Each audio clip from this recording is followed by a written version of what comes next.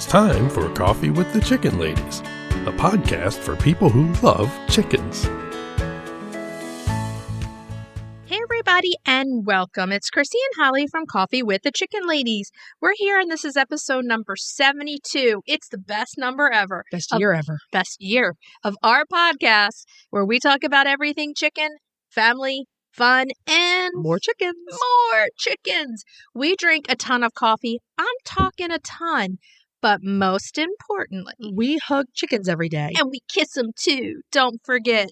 Today we're brewing coffee that was sent to us by one of our lovely listeners, Sylvia. Holly Ann, what kind of coffee are we brewing today? This is the very much needed wake up blend. Thank you, Sylvia. Thank you, Sylvia. It's waking us up and we need it. And she sent us some amazing mugs with it, which we love. So are we ready to sip this wake up coffee from Sylvia and chat some chicken? Yes. Let's do it. So how are you doing?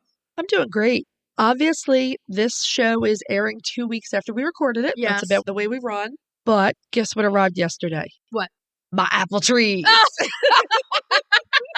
So for everyone who's been listening all along, we have heard a lot, and I'm talking a lot about these apple trees. They're amazing apple trees. They've arrived? Yeah. 4 apple trees and 2 blueberry bushes. So now you got to plant them. I do. Now it'll be like, where exactly will you plant these? I marked out where they were going to be planted. Are they bigger or them. smaller? And they're good size. They're a couple feet tall. Really? There are 4 altogether. They're in great shape. Again, 3 baking apples and a hard cider apple. I said don't get hard cider because I got them here. No, you have crab apples. But can't we do cider with those? No, you need something besides those. If I made cider with just those, they'll be like mouth puckering. So no. They're spitters. They're super spitters, that lot. Yeah, so this episode, we do record a few weeks out, but this is our special Easter episode. Mm-hmm. And Easter is one of those times of the year. It's about spring, especially when Easter is not in March. It's in April. Spring. We've had a rough March. Yeah, the chickens have been very unhappy. Warm, cold, warm, cold, warm, cold. Horrible on the chickens. Like yesterday, it was freezing cold, and tomorrow it's going to be 75 degrees. I know. They're like, just make up your mind with this weather, please, for the love of God. The other thing that we have been deep into, and again, by the time this airs, I hope I have most of this project finished, we got a huge truckload of fresh topsoil. Oh, yeah. I was talking to you when that was delivered. And that is going into the runs. We know for sure that the zinc contamination on our farm is in the soil. Yes. So the cautionary tale there is if you own a place, get your soil tested for zinc as well as lead. Yeah. And if you yourself are gardening, do not dump fertilizer wholesale all over a property. No. If it doesn't need that kind of fertilizing. Yeah, that's exactly where it came from. That's exactly where it came from, yeah. If you're buying land or whatever, you don't know what was there first. So if you have anything that's like unexpected chicken illness, right. Is it explainable? Check that soil. Absolutely. You went to University of Delaware. Yeah.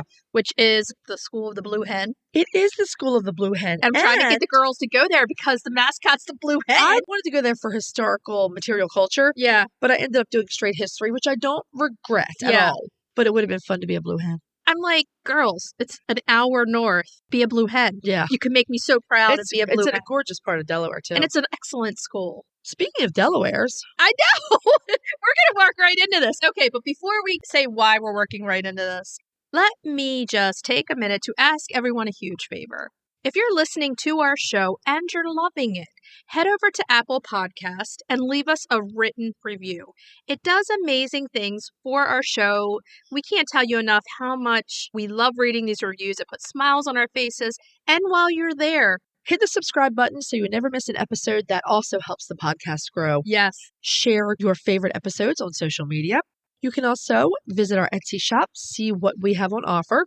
Hopefully those mugs will be here soon. I hope so. You can become a patron of the show. Head over to patreon.com/coffeewiththechickenladies. Check out our levels of membership and the benefits. And the other thing you can do to help support the podcast, check out our show notes, use our affiliate links, and buy products from our sponsors. Yay! We have some exciting news to share from our sponsor, Grubbly Farms. From now until the end of March, you can receive 25% off if you're a first-time buyer. I'm a longtime subscriber, and my flock love the healthy, nutritious treats, plus all products ship-free. If you haven't heard, Grubbly's has a fantastic layer pellet and crumble feed. It's packed with plant and insect protein, perfect for those picky chickens or ducks. This offer does not apply to subscriptions and cannot be combined with any other discounts. It's a great time to try Grubbly Farms if you haven't yet. Use the code CoffeeLadies25. Try it today.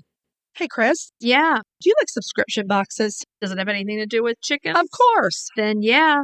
Let me just take a minute to tell you about the Chicken Love Box. If you love goodies for your chickens and you need to go to chickenlove.com. I love the Mega Box. Tons of useful products for my flock and a chicken tea for me. You can't go wrong with the chicken tea. They are so cute and so soft. In the April box, I absolutely love the big pack of greens and fodder seeds and the sparkly chicken earrings. Those bath bombs smell so good, and that wind chime is going to look so cute out of my run. Boxes start at $39 a month. They ship immediately after your order, and shipping is always free. It's such a great deal. Use the code CWTCL50 for 50% off your first box. Don't wait. Get off the nest and click already. That's chickenlove.com. That's chickenluv.com. Get your subscription today. Okay. Dun, dun, dun, dun, dun, dun, dun, dun, dun, dun, dun, dun, dun. Breed spotlight. Dun, dun, dun, dun, dun, dun, dun, dun, dun. Breed spotlight. Yeah. Yeah. I was the early colonial marching in. I wondered if you were going to go with the colonial theme. For the Delaware. Hey, we talked about it in the intro. We didn't even realize what we were doing, but yes, we are doing the Delaware this week. I feel like it's one of the unsung heroes of the heritage breed world. This is one that you don't hear me say as much as Holly, but I could see a Delaware in my flock. Okay. I mean, like, as a Lucy friend to the Leghorn. She'd be a lot bigger than Lucy. But she might be like, hey, let me take care of you. It's possible. I mean, I do think they're quite pretty. The Delaware is a large, dual-purpose American heritage breed chicken. They were developed. Where do you think? I'm not sure.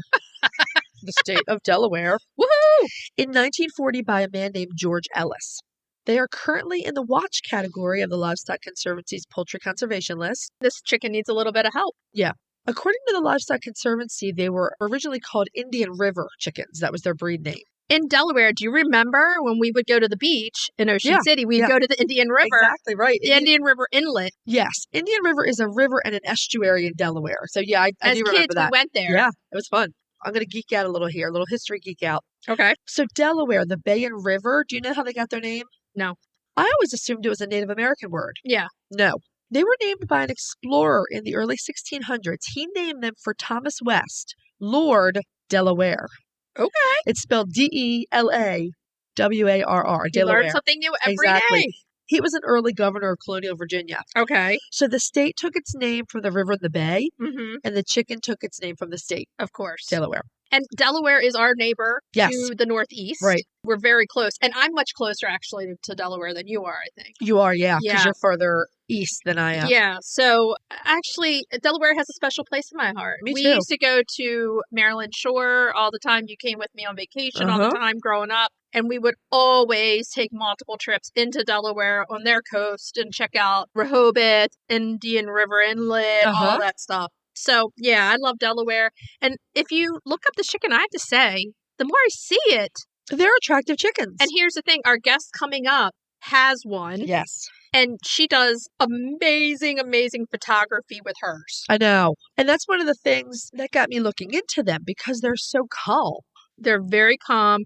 They're so pretty. And They they're are pretty. quite elegant looking to me. I think so too. The Delaware was created by crossing New Hampshire hens and Barred Rock roosters. Okay, once again, that New Hampshire. Yeah. New Hampshire's been coming in a lot. And remember, the New Hampshire is derivative of the Rhode Island. Right. Good egg layer there. Right. So they were intended to be commercial broilers as well as layers. Okay. And they dominated the broiler industry for about 20 years, especially right on the Delmarva Peninsula, which is well known for Right. chicken farming. Yes. But then they were displaced by the Cornish rock cross, which was a cross between the Cornish and the Barred Rock or Right. Rock.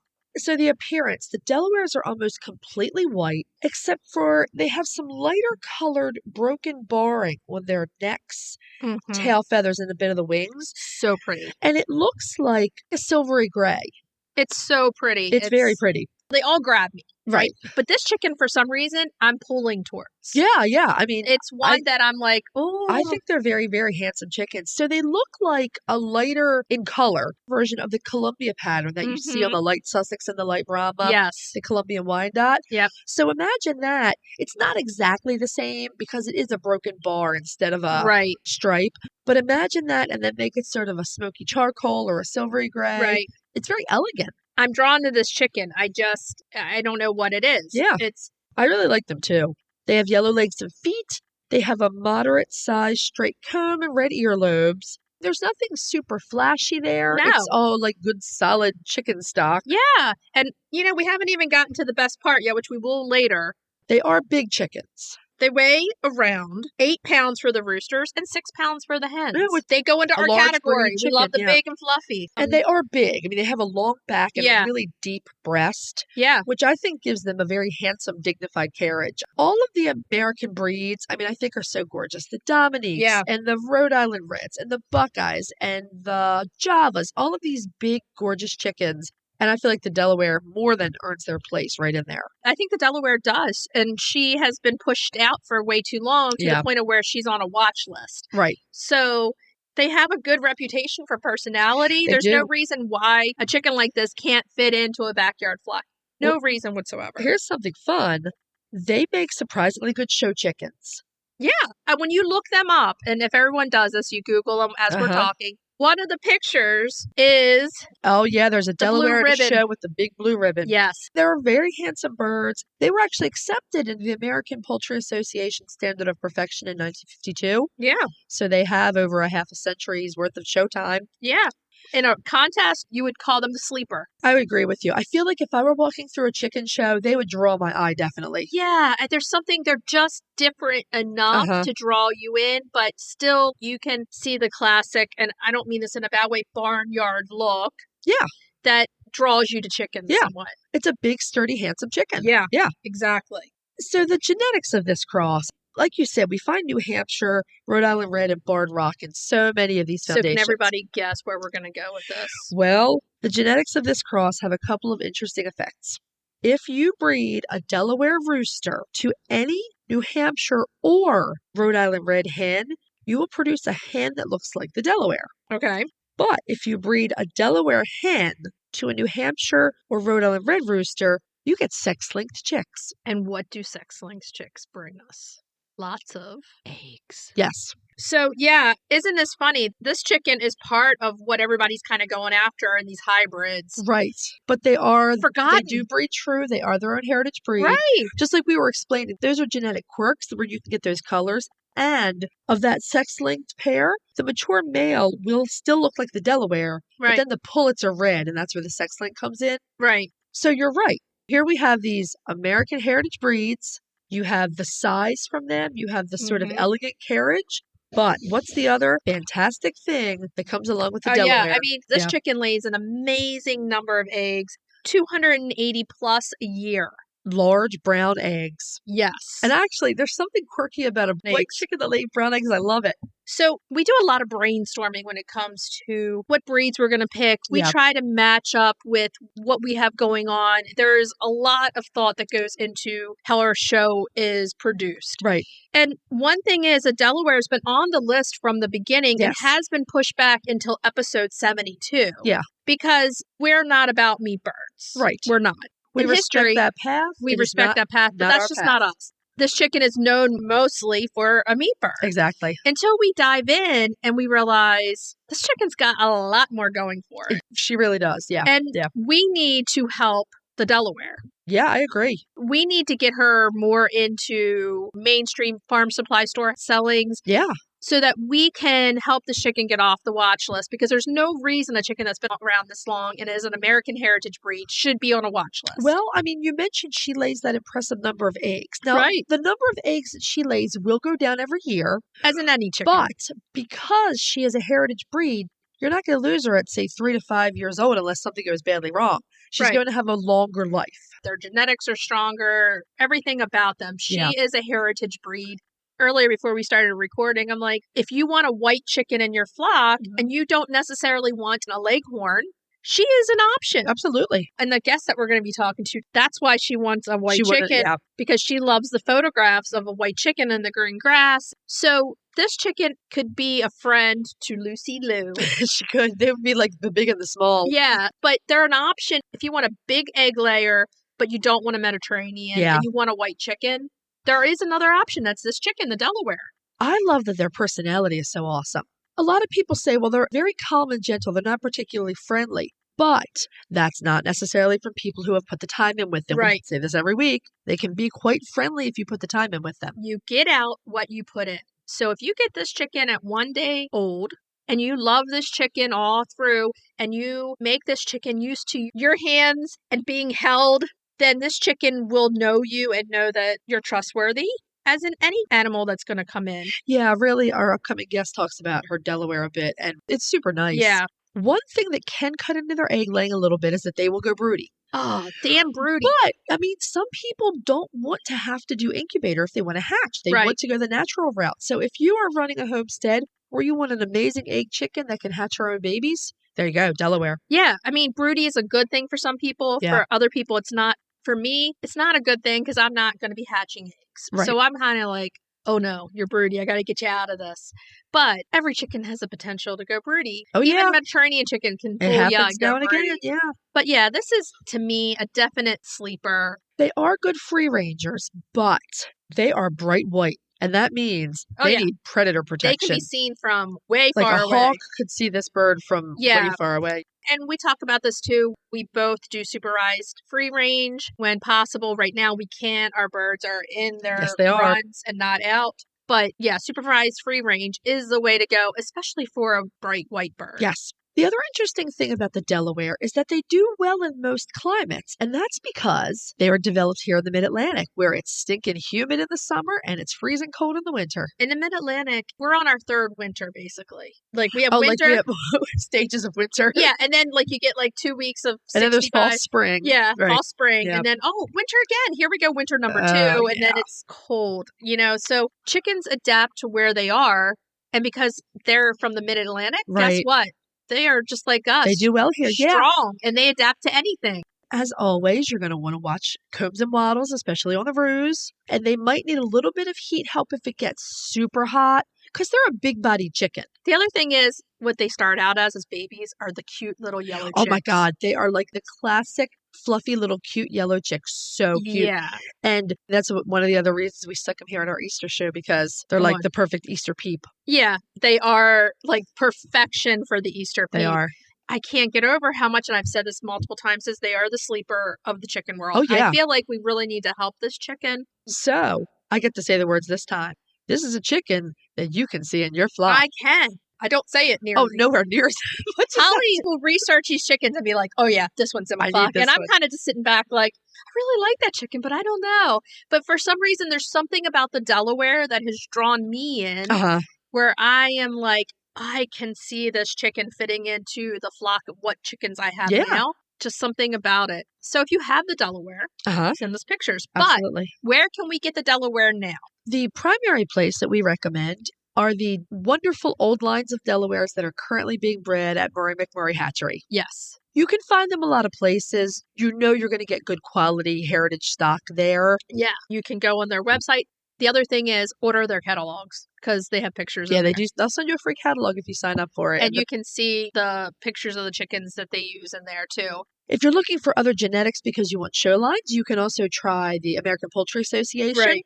If you're a member, you'll get the yearbook. You can check in there for breeders. I like going to a place like McMurray Hatcheries because we can get the vaccines we want. We Yeah. know they're good bloodlines. Absolutely. And we know the family that owns it now, and we really love this hatchery. We know it's a good one.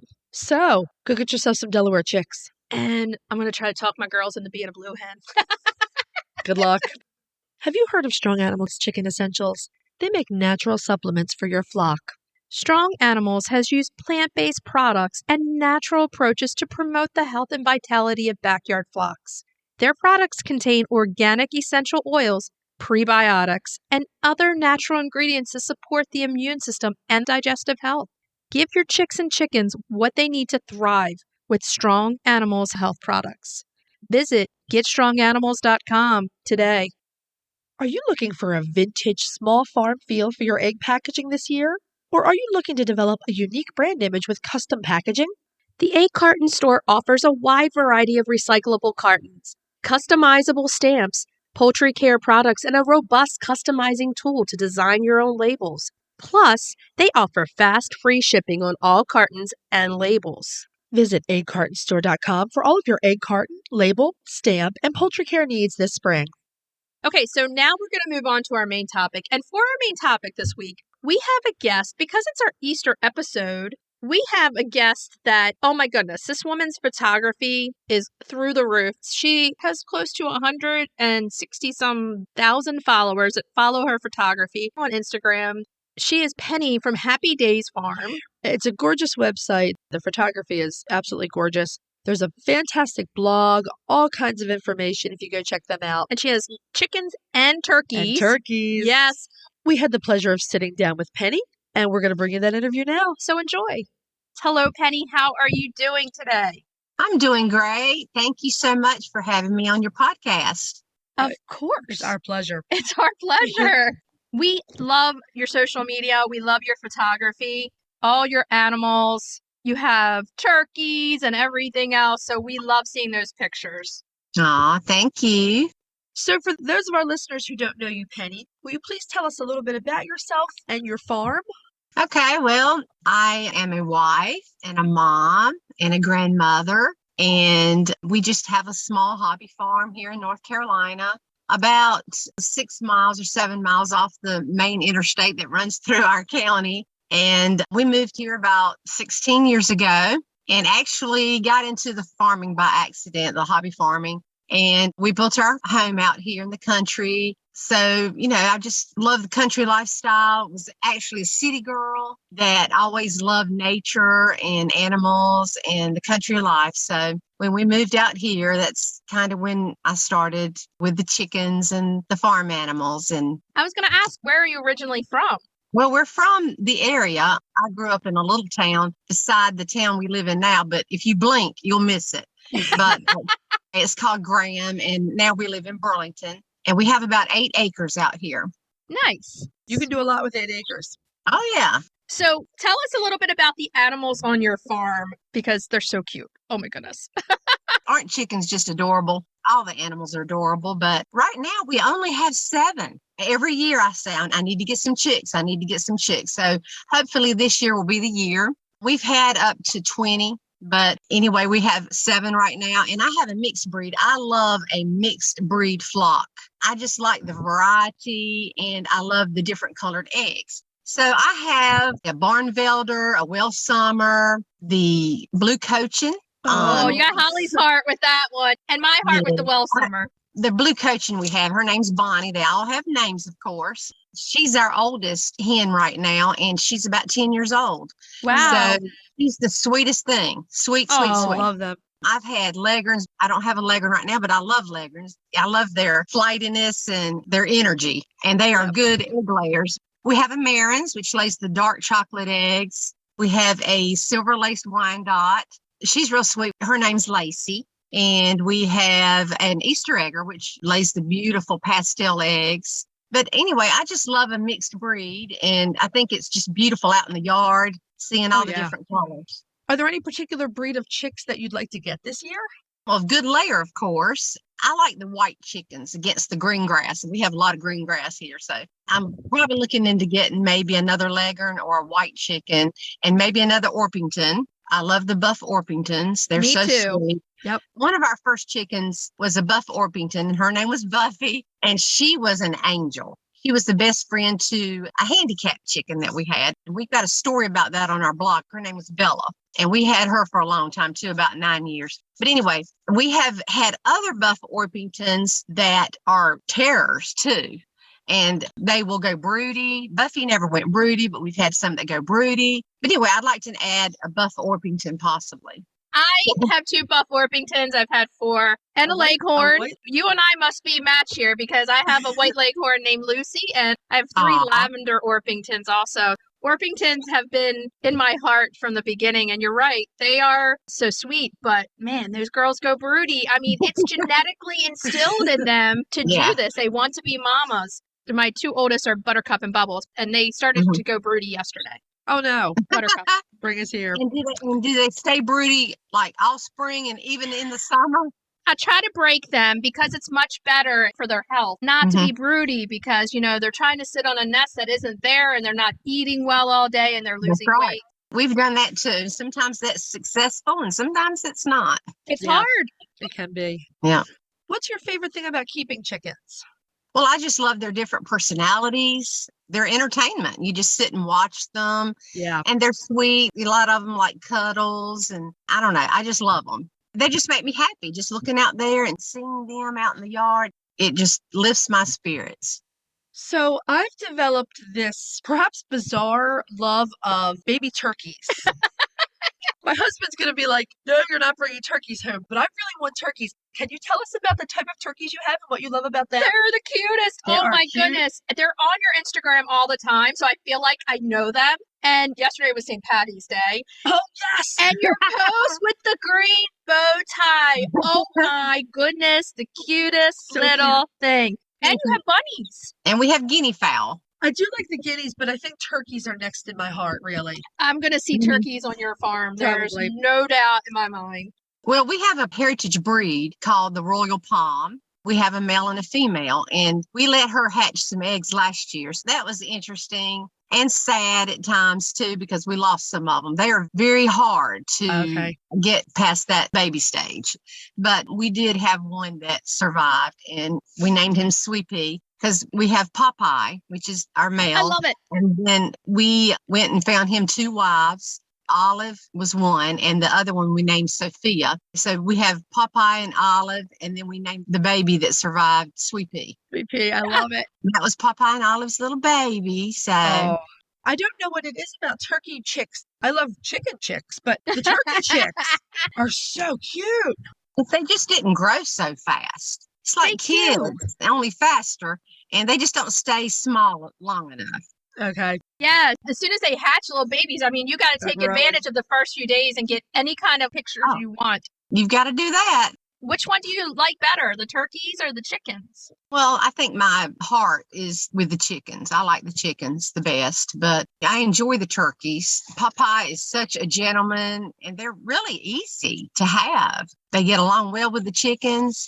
He's very protective of the hens. I mean, he stays right with them. And of course, Olive, he's always about her. But yeah, you should add turkeys to your farm.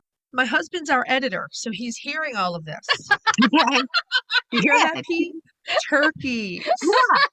They're bigger, of course. They're bigger, yes. Hey, I would say this. Those hens are like, come on, try to mess with me. And then they bring the turkey out that's huge. And they're like, oh, yeah, I don't think so. You're not going to mess with us. Yeah. Our chickens have their own coop, and then the turkeys have their own. So you need to think about that, because at night, of course, a turkey can't go in a chicken coop if you have a small door. I guess if you had a big barn, you could put them all together. You're right. The chicken door is not But- big enough. for No, turkey. it's not. So what do you need in a turkey coop? They're about the They same roost? thing. Yes, they will roost. Okay. And we have a small building that they get in, and that protects them at night, especially if it's cold. Okay. They feel some protection, just like chickens do. They like to be in a safe place at night, Okay. so the turkeys do too. And then we have fencing at the top of their run, and the only time they stay in that area, though, is at night. They free range out in what I call the chicken compound all day. One of your blog posts is the do-it-yourself coop mini makeover, which I love looking at because it's under $100. Yeah. And you can do this for chicken, for turkey, and it looks like this is your turkey coop, correct? That you've made over. It is. And it's gorgeous. You've done such a Yeah. great job with it. On your blog, you have all these different things on your website showing different things you've done. Love it.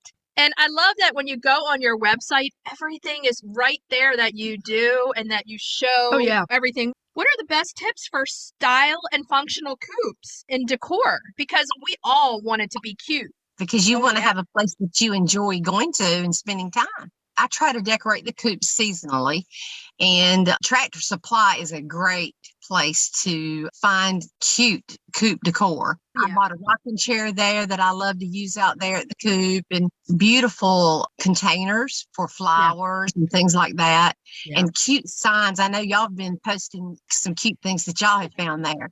We actually got the turkey sign and things that were in the turkey coop from Tractor Supply too. As far as inside our coop, the roosting box area and all that, I don't have a lot of decor in there. I do mostly my decor outside.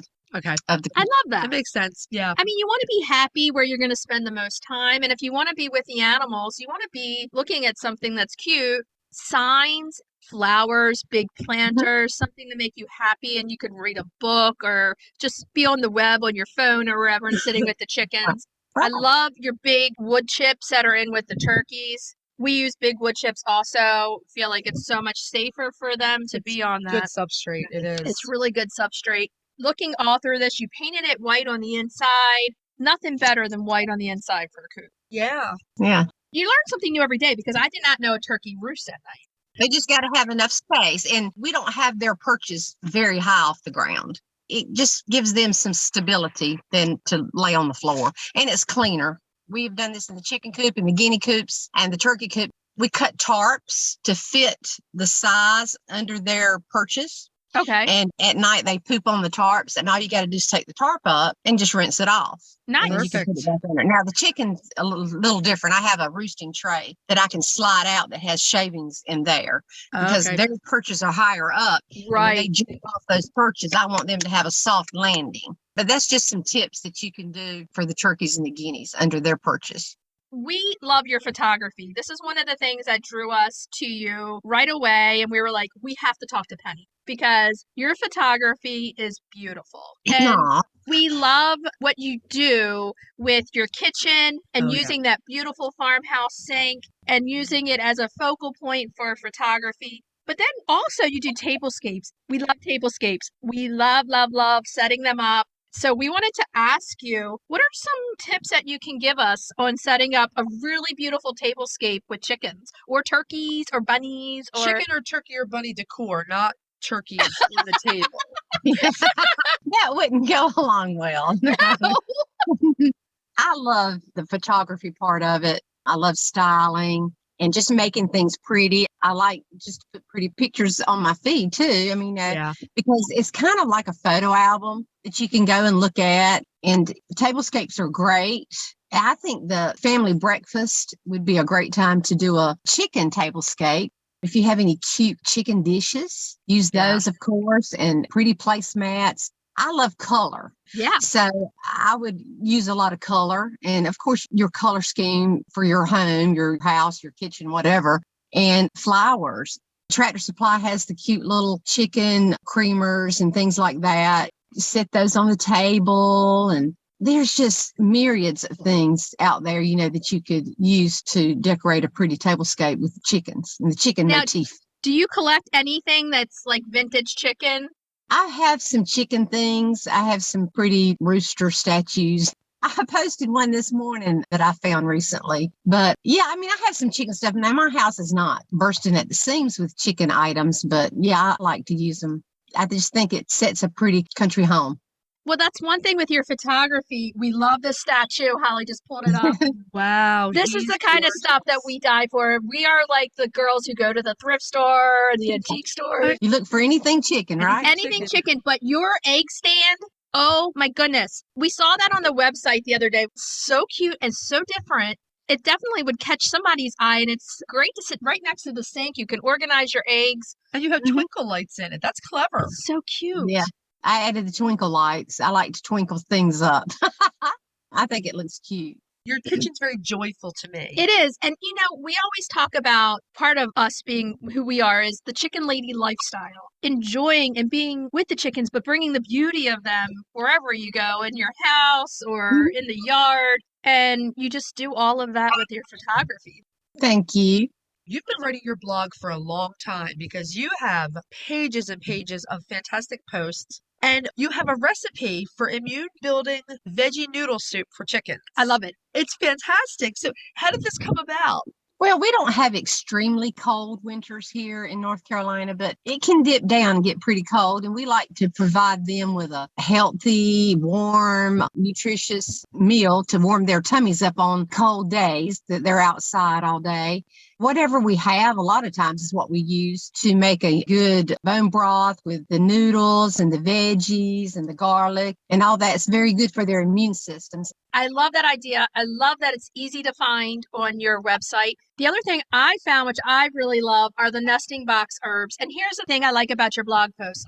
You have at the bottom of the post where you can get all the material to do what you talked about in the blog post. I love that because it makes it easy for people to say, okay, so you talk about making 8 pounds of nesting box herbs. That's a lot of nesting box herbs. That's a good amount for the season. You put all your money up front, you mix it all together, then you have it all spring and summer. And at the bottom, you have right on Amazon what you need to get.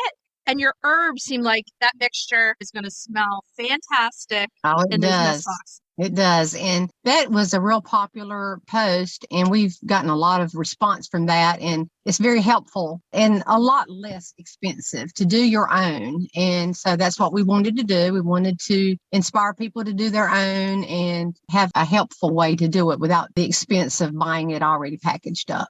You can also take that and make little sachets for yourself to use in the house. They smell so I'm good. sure it smells good enough for that. Absolutely. So you have written a children's book about your farm, and it is absolutely gorgeous. The illustrations are fantastic. Oh my goodness, we loved We going absolutely through love it. it. So what was the inspiration behind this? And can you tell us a little bit about the process? Yeah, well, there's actually 4 stories in my book. And of course, the book is about the animals on the farm. And they're actually true stories, things that actually happened in each story to each animal.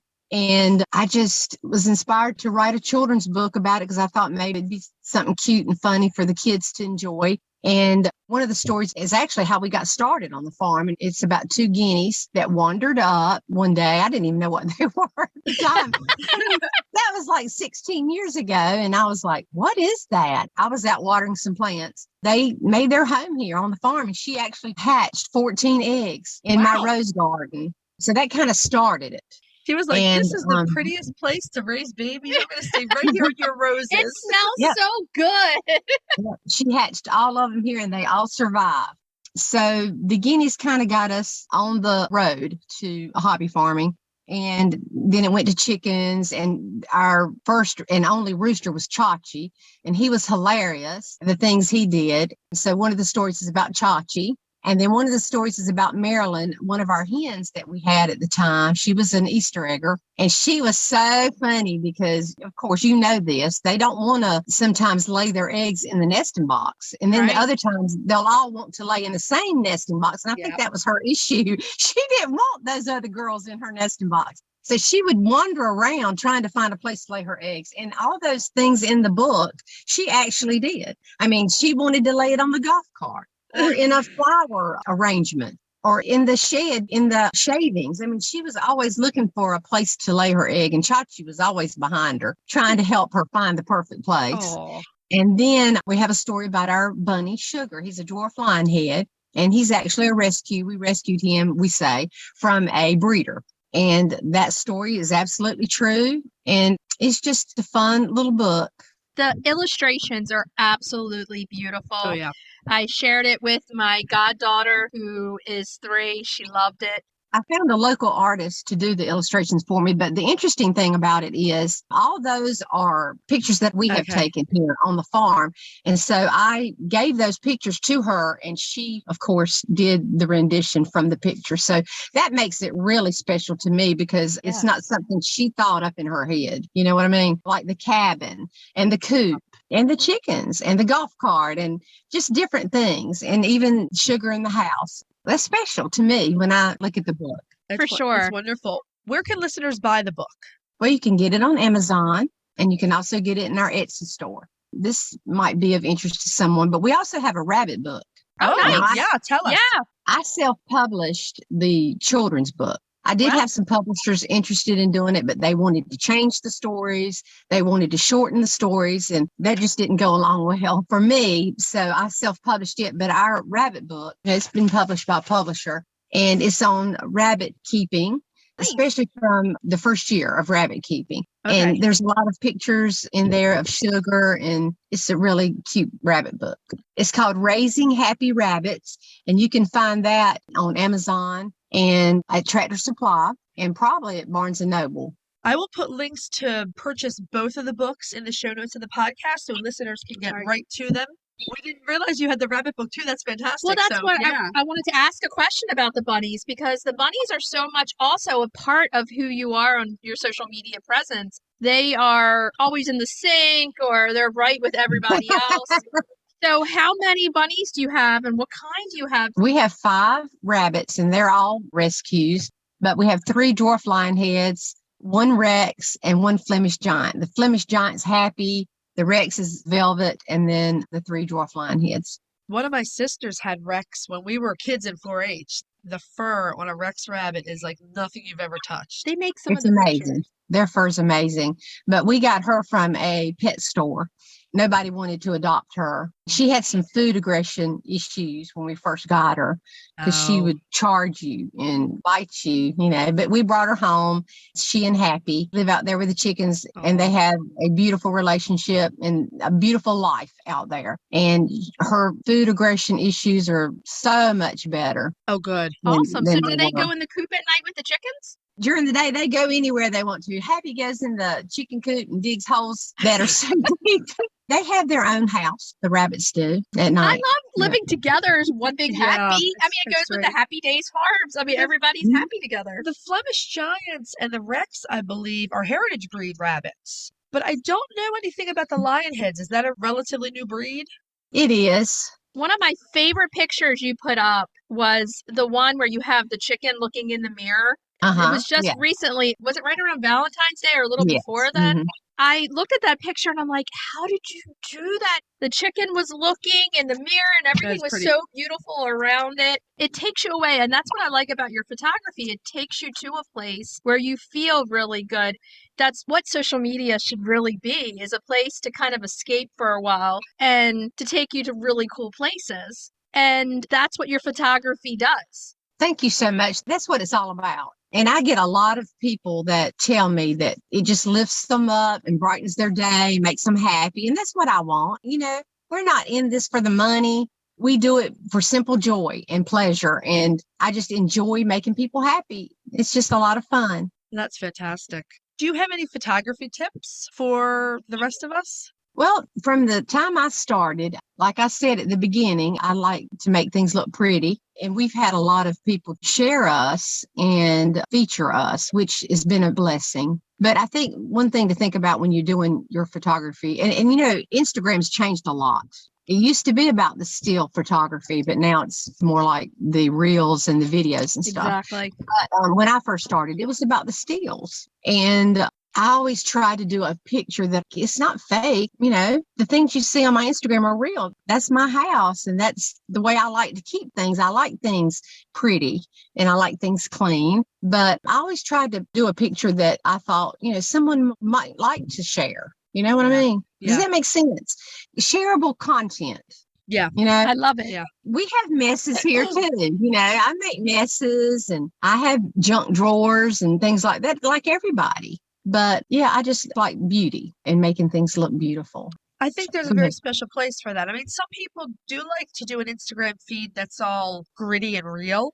And that's fine. And that's fine, right? Running a farm myself and the two of us having this business and this podcast keeps us super busy. I feel like we do like the same thing, which is when we have time to actually sit down and look at social media, we gravitate to an account like yours where we can see the joy, the animals, the beauty. It has a very special and welcome place. You want to be there. And that's what we're striving for ours also, is the same type of thing. You want to feel good when you look at something, and you do capture that.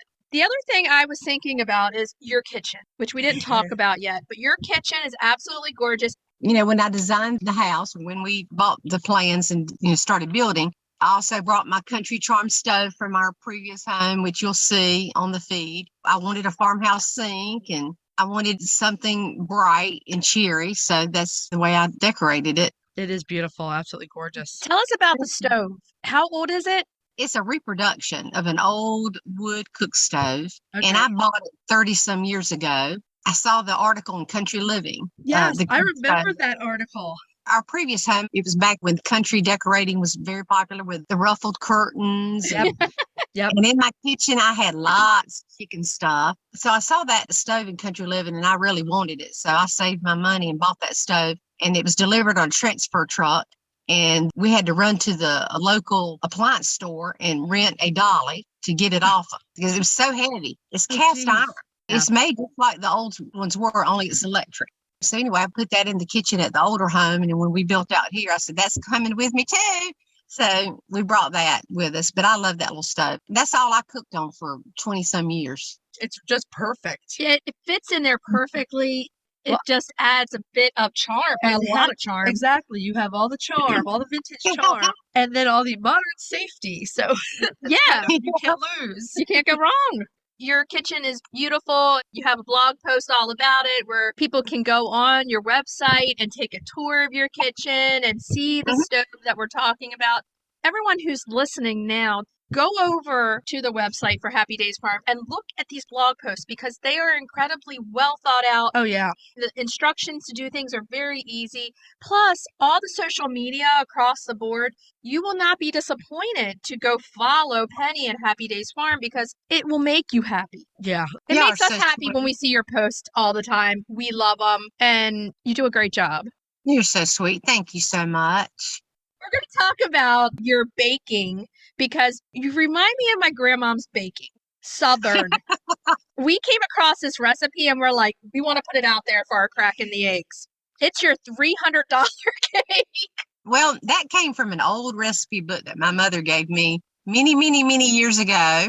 And of course, if you love chocolate, you're going to love that cake. So I followed the recipe on that. But a lot of my cooking, I just kind of did it the way my mama did it. You know what I mean? Yeah. The stuff that's in here is so Southern. And that's why when I was reading through all your recipes, it takes me back to when my grandmother would bake for us because there is a certain thing of Southern style. And oh my goodness, it's the most delicious. You can't go wrong with Southern baking. It is mouth-watering. It is good. So we're going to ask you the most unfair question that we ask all of our guests. And of course, you can give more than one answer. What's your favorite breed of chicken? You're going to think I'm crazy, but I don't have a favorite breed. I love them Okay. all. We I don't don't think have that's crazy. I don't have a favorite flour because there's just too many. I cannot choose. And I have seen differences. You know, like I might have a favorite Buff Orpington right now, but something may happen to her and she may die and I may get another Buff Orpington, but she won't be the same as that Buff Orpington. You know what I'm saying? And, Yeah. And they all lay the beautiful, different colored eggs and they all have their own cuteness and their own personalities. I can't choose. I'm sorry. That's Big bad. totally fair. You're just an animal lover of all. So are we. It's really hard to pick. And I see exactly what you're saying. It's the personality of that one chicken that may be your favorite at the time. We talk about it all the time that chickens are so individual. Well, we tend to have like boatload of favorite breeds. We'll be like, these are my top 10. It's just too hard to narrow it down or limit That's it. right. Yeah. We have to put it out there to everybody that we talk to. It's unfair, but we have to do Yeah. it. So what's in the future for Happy Days Farms? Well, the past couple of years has been rough, not just for us, but for a lot of people. Right now, we're just taking it a day at a time. We're thankful for all the opportunities that we have had in the past. Like I said a while ago, we're not in this to make money. We're just trying to live a quiet and peaceful lifestyle here and enjoying the wonderful things that the Lord has blessed us with. And we just take it a day at a time. That's a lovely and peaceful place to be. I love that. Yeah. Yeah, and it's a good lesson for everyone out there to just enjoy the moment you're in and the day that you're in and what's good about it and to be thankful and grateful for all the good blessings that we have. We have loved meeting you. We have been watching your social and looking at your website for a long time and we were like, we've got to talk to this lady because she just seems so sweet. So we just want to say thank you so much for coming on and talking with us and spending some time with us. And keep doing that wonderful photography. It makes our day. Well, thank you. And I'm so thankful for this opportunity too and meeting you ladies and just wish y'all well and a healthy life. Thank you. Likewise. It's just been delightful talking to you. Thanks. Take care. You too. Bye-bye. Have a wonderful weekend. Bye-bye. You too. Bye-bye. We just want to thank Penny one more time for agreeing to be on the show with us. We had a great time talking.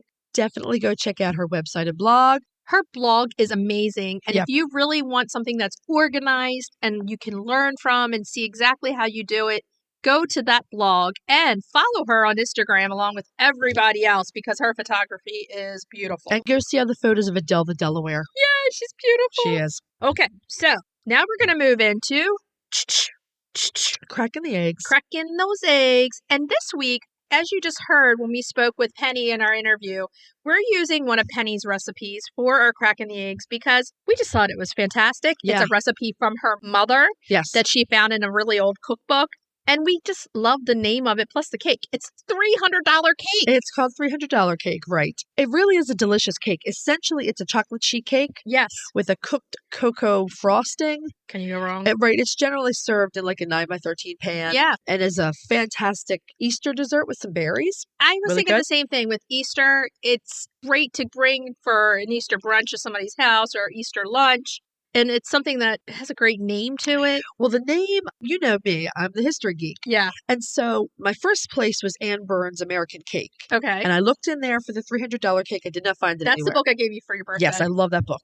So then I did more digging and more digging. And essentially what I came up with is kind of funny. The $300 cake is one of those myths and legends, okay? And so a lot of us saw some of these in the 1990s, like early days of the internet. What we would have seen back then was called the Neiman Marcus cookie. Do you remember seeing that? No, but I like going to Neiman Marcus.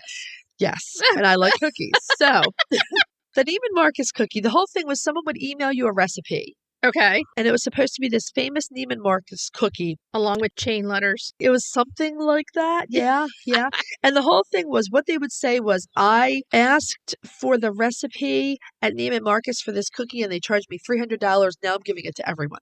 Oh. So in my digging, I found that this actually started before the internet, back in the 50s and 60s. Yeah. You would see the $300 cake. Okay. And so sometimes it was this chocolate cake and sometimes it was a red velvet cake. Okay. The story went that this person had this amazing cake in this hotel restaurant and they wrote to the restaurant and asked for the recipe. And they charged them $300. And they charged them $300. So this myth has actually been floating around since the 1950s. That's pretty cool. 70 years later, it's still around. That would make sense if Penny's mom had the recipe. Yeah. Yeah. I thought I was going to hit a dead end. Okay, it's the 90s, but no, it's way, way older than that. Yeah. So the basics of the recipe, it's another one of those amazing buttermilk recipes. We have learned to really love ourselves some buttermilk. Absolutely. Buttermilk is the key. To moistness. Oh gosh, you always have to say that word. I One of the do. most hated words in I the language. still don't understand why it's so Moist. hated, but moistness. It's a very moist But cake. it does make a very moist cake. It also makes it very easy to convert to gluten and dairy free. Yes.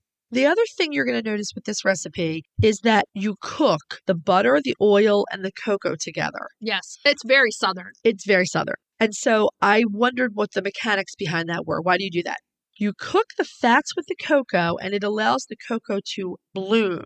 Okay. And that means it's going to release even more of the flavor Okay. while thickening the batter. Wow. And you do have 2 eggs. Those are not cooked.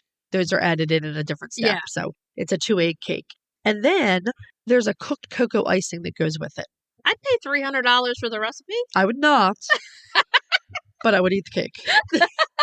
How many points on Weight Watchers? Well, yeah, it's not going to be easy on the hips, but it's sure going to taste good going down. Easy on the lips. Uh-huh. That's right. What was it? It was easy on the lips, forever on the hips. I was like, is it worth a minute on the lips for a lifetime on the hips? I don't know. Just jog all day. Do all the Jog in place jog in while you're place. eating a piece. It's a fun recipe. It's absolutely delicious. Yes, and thank you to Penny for putting it on her blog. And, you know, Penny is from the South in North Carolina. That's where my grandmother was born and raised. Uh-huh. So a lot of her cooking ways, I'm so familiar with it. Well, if you're looking for a really good classic Southern sheet cake, this is it. There you go. Okay, let's move on to retail therapy. Retail therapy. Yeah. So retail therapy this week We're is, keeping it Southern. heck yes, Cracker Barrel. Cracker Barrel. Do we get more Southern than a Cracker Barrel? I guess you could, but Yeah, but it's they're pretty everywhere. good. Yeah. But they're Yeah. based on Southern, different types of food. reason we picked Cracker Barrel for a particular reason. Yes, let's go into why we actually picked Cracker Barrel. When we went to Williamsburg, They have a lot of chicken decor and chicken collectibles. yeah, and we stopped. So we're going to talk about two things. We're going to talk about what you can get in the store, Yes. and we're going to talk about hunting for vintage finds as well. Because Cracker Barrel switch their lines They constantly. do. So it's easy to fall in love with something at Cracker Barrel and then try to go back and get it, and it's gone forever unless you're searching eBay, Etsy, different places. Well, I knew that they had some really cute chicken stuff. And then last year, I had just ducked my head into a local Goodwill, Yeah. and I found these 4 big, beautiful green rooster dinner plates. Yeah. And they were Cracker Barrel. Yeah. So I went hunting, and we discovered that there are tons of Cracker Barrel collectibles on eBay. Definitely. So back to going to Williamsburg in December. Such a fun trip with the girls. Uh-huh. That morning, we're stopping by Cracker Barrel for breakfast.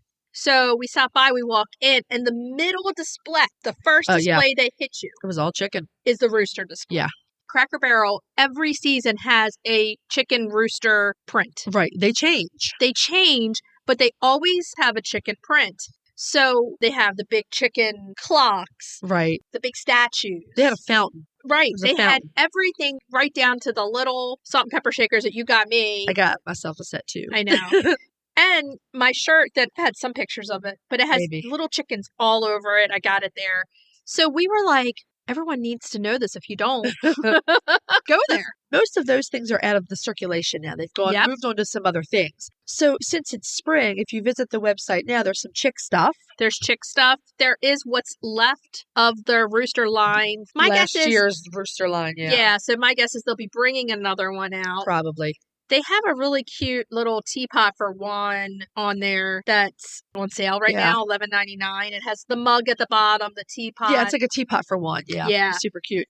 I really like something they have on there right now, and they are light up ceramic eggs that are sort of filigree. They're very pretty. And that's for Easter. Perfect Easter decor.